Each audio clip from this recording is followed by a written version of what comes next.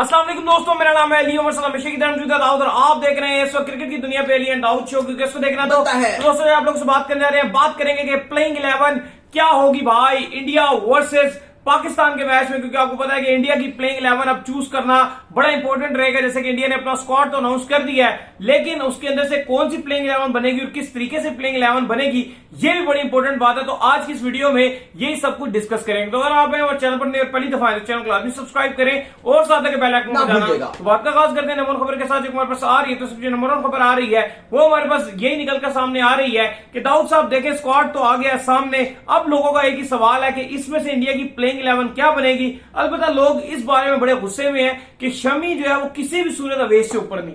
ये हकीकत बात है।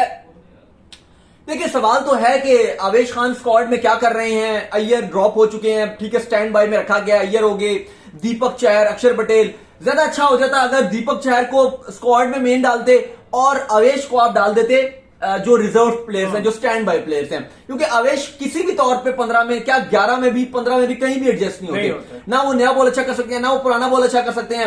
बेहतर था कि दीपक अगर आ जाते ज्यादा बेहतर रहता। लेकिन फिलहाल जो है वो यही है। स्पिन अटैक अलबत्ता इंडिया का मजबूत है, बैटिंग लाइन बरल मजबूत नजर आ रही है। इंडिया पाकिस्तान 28 अगस्त को। आज स्टार स्पोर्ट्स ने नया एड भी अनाउंस कर दिया है, जिसमें रोहित शर्मा हर एड के अंदर फीचर्ड आ रहे हैं। और उन्होंने कहा है कि एक लकीर है और उस लकीर का जो एक बड़ा पुराना नाता है वो है क्रिकेट के साथ। सही बात। उन्होंने कहा कि बॉर्डर के उस पार भी बड़े अच्छे और जबरदस्त प्लेयर्स हैं, लेकिन उन्होंने कहा कि वो इंडिया को जिताने की पूरी कोशिश करेंगे। शाहीन की भी उसके अंदर डाले गए हैं। सवाल ये है जो सब फैंस जानना चाह रहे हैं, इंडिया अपने कौन से 11 उतारेगा। मुकाबले अगर मैं आपको बता दूं तो पंत और डीके में मुकाबला रहेगा 11 में। स्पिन की बात कर लें तो अश्विन का और रवि बिश्नोई का भी मुकाबला कहीं ना कहीं रहेगा। चहल तो मुझे लग रहा है कि परफेक्ट चॉइस में रहेंगे।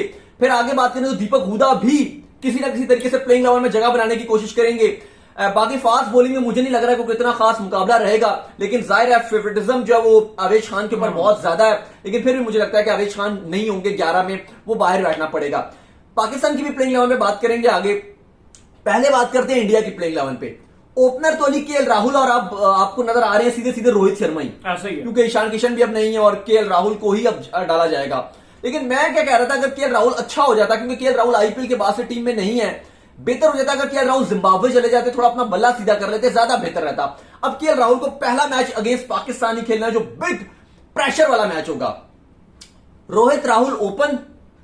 3 पर की बात करें तो विराट कोहली। और विराट कोहली का क्या है ना अली, जितने भी फॉर्म से खराब हो, जितना भी फॉर्म से आउट हो, अगेंस्ट पाकिस्तान पता नहीं क्यों उनका बल्ला चलता है। और ऐसा चलता है कि फिर कोई उनको रोक नहीं पाता। 21 के वर्ल्ड कप में आउट ऑफ फॉर्म थे, फिर भी 50 मारे थे। सही बात है। 2012, 13, 14, 15, 16, 17, 18 में चले नहीं हो सका और विराट नहीं थे एशिया कप में, तो वो मैच नहीं पड़ा इंडिया का।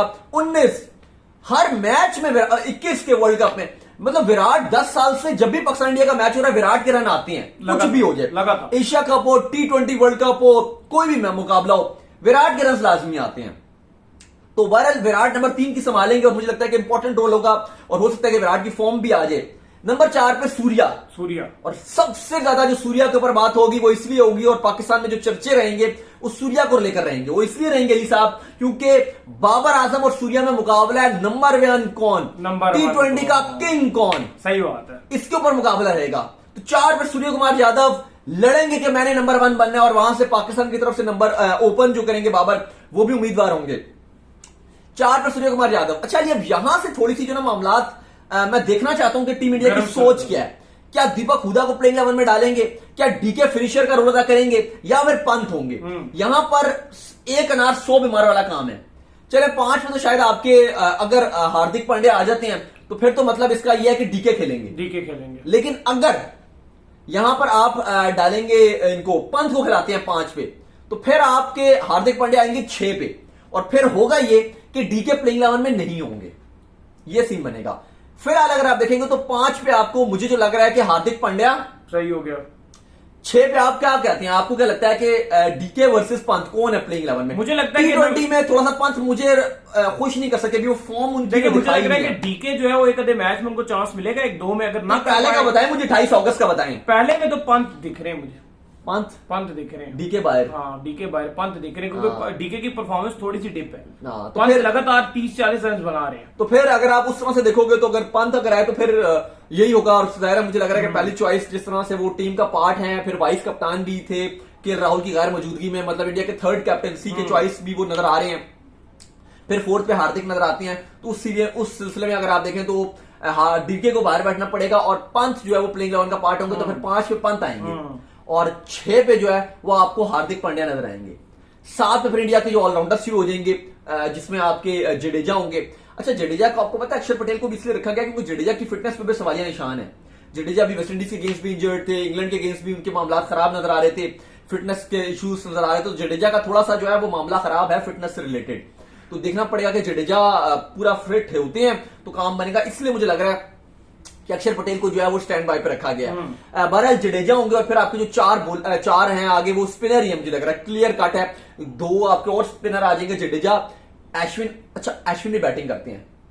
ये इंडिया के पास एज रहेगा कि अगर अश्विन को खिलाते हैं तो एक अश्विन आपको बैटिंग का भी एक ऑप्शन देते हैं, वो हिट भी मार सकती हैं। इवन राजस्थान तो उनको नंबर 3 पे बैट करवाता रहा है, फिर टेस्ट में भी रन बनाए हैं उन्होंने, अगेंस्ट ऑस्ट्रेलिया भी बनाए हैं, वैसे भी रन बनाते रहे हैं। तो एक बैटिंग का एक अच्छा एक आपको कंप्लीट पैकेज देते हैं। तो एक फिर चहल आ जाएंगे और 2 जो आपके फास्ट बॉलर हैं वो आपको नजर आ रहे हैं, चहल सॉरी जो फास्ट बॉलर 2 नजर आ रहे हैं, अर्शदीप आए और भुवी आएंगे। ये 2 आपको फास्ट बॉलर देखने को मिलेंगे। और स्पिनर्स हम आपको पहले ही बता चुके हैं कि मोस्टली दाऊद बिश्नोई को कितना चांस आपको लगता है कि मिलेगा पाकिस्तान? नहीं, प्लेइंग 11 में नहीं है, बिश्नोई नहीं प्लेइंग 11 में। मुझे लग रहा है कि एक जो है होना चाहिए, बिश्नोई का चांस लेना चाहिए प्लेइंग 11 में। मुझे लग रहा है ये बड़ा मुश्किल क्वेश्चन है, लेकिन अगर देखा जाए तो चहल को ड्रॉप करके। नहीं, चहल सीनियर कैंडिडेट है, आप उसके साथ बड़े मैच में तो जाओगे चहल के साथ। चहल सीनियर कैंडिडेट के तौर पे तो यहाँ इन्होंने शामी को बाहर करके बिल्कुल ही जूनियर कैंडिडेट नहीं, सीनियर मतलब वो नहीं है। मेरा सीनियर से मतलब यह है कि वो आपको मैच भी जितवाते आ रहे हैं, पिछले पूरे साल से वो आपके साथ जुड़े हुए हैं और विकेट भी ले रहे हैं। आपने वर्ल्ड कप में ना खिला के भुगत लिया चहल को, अब मुझे नहीं लगता कि आप रिस्क लोगे। और अली जो इस तरह की कंडीशन होगी यूएई की, मुझे लग रहा है कि स्पिन बहुत ज्यादा खतरनाक साबित होगा। इंडिया इसलिए अपनी प्लेइंग 11 में कम से कम 3 स्पिनर खिला रहे हैं, तो इसलिए इंडिया कंप्लीट मुझे स्पिन अटैक से मजबूत नजर आ रहा है। अलबत्ता बुमराह अगर होते तो फिर एक अच्छी की टीम बन जाती कि बुमराह और भुवी की जोड़ी बनती। लेकिन अब अर्शदीप के पास ये मौका है कि एशिया कप का सबसे ज्यादा मुझे अच्छा और इमर्जिंग जो बॉलर नजर आ रहा है वो अर्शदीप नजर आ रहा है। उनके पास प्लेटफॉर्म भी है, मुकाबला भी कोई नहीं है, खेलना है उनको, प्लेइंग 11 में होना है, जिम्मेदारी भी लेनी पड़ेगी। और यहां से अर्शदीप के पास एक बहुत बड़ा मौका है कि बुमराह की गैर मौजूदगी में कि वो एक नया स्टार बन जाए और दुनिया को ये बता दे कि मैं आ चुका हूं। अच्छा, अगर आप ओवरऑल मुझे जो स्क्वाड इंडिया का आज ही क्योंकि आया, तो आप मुझे जरा स्क्वाड का बताएं कि आप इसको 10 में से कितने नंबर दोगे स्क्वाड को? इस स्क्वाड को मैं दूंगा तकरीबन कोई 10 में से राउंड अबाउट 7 एक नंबर दूंगा। ठीक है, 2 नंबर मैं इसलिए काटूंगा कि शमी भी नहीं है, फिर ऊपर से जो है वो इनके बुमराह भी नहीं है, तो ये 2 नंबर इनके कटते हैं। 3 नंबर। बाकी मुझे लगता है इंडिया का कंप्लीट स्क्वाड है। सिर्फ बॉलिंग में बुमराह के ना होने से ना थोड़ा सा बॉलिंग एकदम से धूरा सा यूनिट लग रहा है, वीक हो गया, वीक लग रहा है। और सबसे बढ़कर बात ही अवेश खान के आने से सोने पे सुहागा हो गया। जो थोड़ा सा वीक लग रहा था उस पर अवेश खान ने और मोहर लगा दी कि हाँ थोड़ा सा ये और वीक है। लेकिन प्लेइंग 11 में अगर आप 2 बॉलर होते तो मेरे ख्याल से ठीक है शमी को होना चाहिए था। लेकिन अगर अर्शदीप की भी बात करें, भूवी तो चले थे ही थे, लेकिन अगर अर्शदीप की भी बात करें तो वो भी एक ऐसा बॉलर है जो कुछ करके दिखा सकता है। और इंडिया डिपेंड करेगा अपने स्पिन पर ही, जो 3 उनके स्पिनर है उन पर ही डिपेंड करेगा। बाकी देखिए इस मैच में टोटल प्रेशर ही प्रेशर है, वो जो हैंडल कर ले उसकी बात है। अली साहब जरा पाकिस्तान की प्लेइंग 11 में आए। तो पाकिस्तान की प्लेइंग 11 में भी दाऊद साहब जो कम से कम जो सीधी क्लियर चीजें नजर आ रही हैं, तो उसमें आप देख लें तो बाबर आजम और आपके जो रिजवान है वो दोनों आपको ओपनिंग करते हुए नजर आ जाएंगे। अगर नंबर 3 की स्लॉट की बात करें तो उसमें आपको फखर खेलते नजर आएंगे। 4 की बात कर लें उसमें आपको हैदर अली खेलते हुए नजर आ जाएंगे। हैदर आएंगे। वैसे जो मुकाबला है अगर आप जो मलिक की पॉइंट ऑफ व्यू से बात करते हो तो वो इफ्तिखार को रखा गया, लेकिन वो हफीज के नंबर पे ना, तो हफीज हमेशा आपको पता 3 पे ही खेलते थे, 4 पे आप कह लेंगे वो 3 आउट हो गए तो 4 पे वो ठीक है हैदर अली है। लेकिन मैं आपको बात बता रहा हूं कि वैसे एक जो मुकाबला है, जो एक स्लॉट है ये 4 वाली, ये इफ्तिखार और हैदर अली के दरमियान में स्लॉट ये इन दोनों किया। लेकिन जाहिर है नंबर हैदर अली के ज्यादा हैं तो हैदर अली शायद जाएंगे। लेकिन मसला ये कि हैदर अली की फॉर्म थोड़ी डाउन है। मैं आपको इसलिए बात कर रहा हूं कि अगर जो स्पिन ट्रैक आपको बहुत नजर आए, शायद इंडिया वाले मैच में आप हैदर अली के साथ ही जाओ, लेकिन अगर आपको लगा कि स्पिन बहुत अच्छा है तो आपको पता है इफ्तिखार स्पिन बहुत अच्छा करते हैं, इवन वो 5-5 विकेट लेते हैं अपनी स्पिन बॉल से। तो आपको एक ऑलराउंडर का एक सहारा देते हैं कि अगर स्पिन ट्रैक हो गया और आप चाह रहे हो कि 3 फास्ट बॉलर आपने खिलाए हैं, 3 फास्ट बॉलर और 2 स्पिनर आप खिला रहे हो शदाब और नवाज, और आप चाहते हो कि आपको बीच में एक प्रॉपर स्पिनर मिले जो आपको 2 से 3 ओवर डाल के दे, खुशदिल शाह भी चले आपको 2 ओवर डाल के दे देंगे, तो आप चाह रहे हो और ऐसा बॉलर हो जैसे इंडिया 3 दिन स्पिनर खिलाएगा अपने प्लेइंग 11 में, तो उस सिलसिले में आप 2 ही अगर खिला रहे हो तो आप 3 फास्ट बॉलर खिला रहे हो, तो एक आपके पास इफ्तिखार मुझे लगता है कि वो ऑप्शन हो सकता है। और बाबर की मैं आपको सोच बता रहा हूं कि पॉसिबल है कि वो इफ्तिखार के साथ जाए कि आपको एक स्पिन ऑप्शन वो दे रहे हैं। बहरहाल 4 में शायद मुझे लग रहा है कि अगर आप बैटिंग पॉइंट ऑफ व्यू से देखेंगे तो हैदर अली ऊपर नजर आ रहे हैं। बहरहाल 5 की बात करें तो खुशदिल शाह, 6 पे आसिफ अली, 7 पे शादाब, 8 पे नवाज, और फिर उसके बाद आपके बनेंगे 3 तेज गेंदबाज।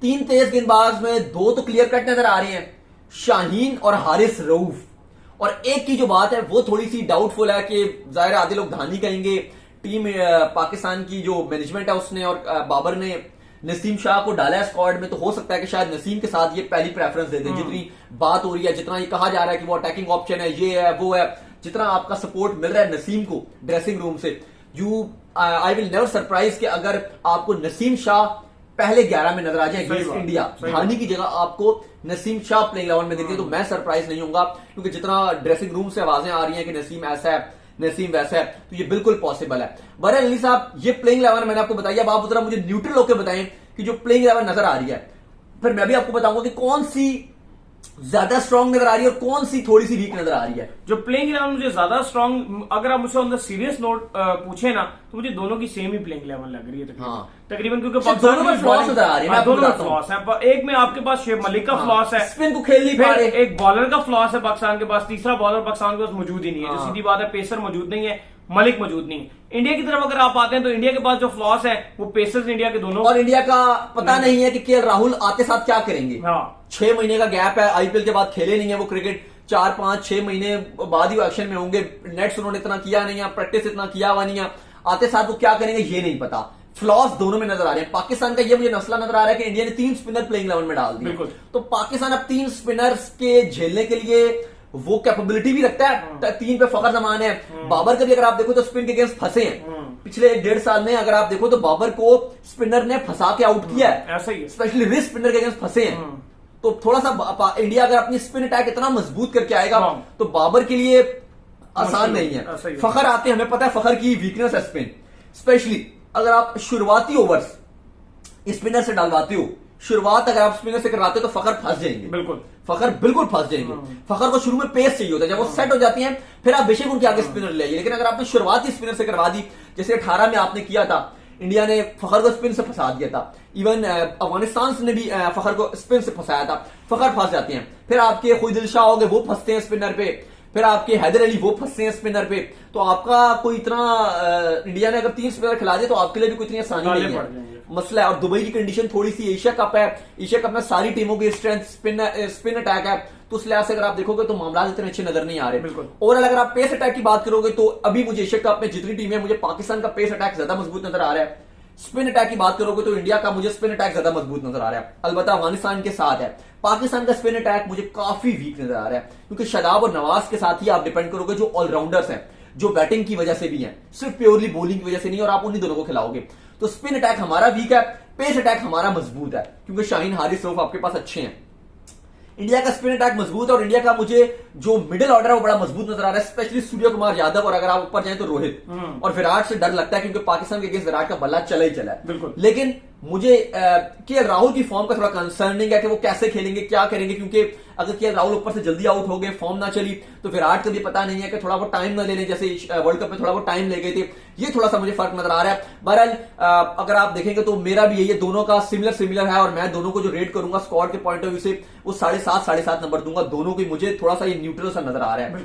0.5 का मुझे लगता है कि फर्क आ सकता है, लेकिन डिपेंड करेगा कि उस दिन मैच में कौन ज्यादा प्रेशर हैंडल करेगा, उसी की ये गेम होगी। तो उम्मीद करते हैं कि आज हमारा शो आपको आएगा पसंद। वीडियो को लाइक कीजिए, हमारे चैनल को सब्सक्राइब कीजिए, साथ लगे बेल आइकन को बजाइए, और एक और काम कर लीजिए, हमारे पेज को फॉलो कर लीजिए। बाय बाय, ख्याल रखिएगा, अल्लाह हाफिज़।